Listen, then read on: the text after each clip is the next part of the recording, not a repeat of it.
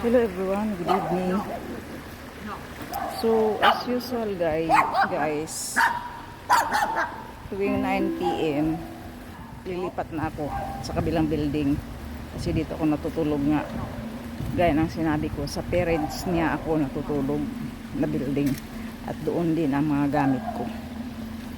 Malaki ang house nila guys, kaso wala silang space sa katulad ko na kasambahay.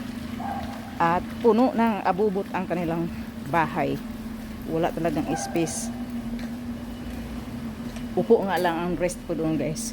Hindi ka makahiga unless magbaluktot ka doon. So okay lang sa akin yun. Wala namang problem kasi mabait naman tong parents niya. Dito ako na ang mga gamit ko sa parents niya. Doon ako naliligo. Parang stay out nga ako guys na ano. Parang stay out ako na katulong or what. Basta stay out ako kasi pagdating ng 9 uwi na ako. At wala pang 9 umuwi na ako kasi 9 na nga dito. Kasi minsan lumalagpas naman ako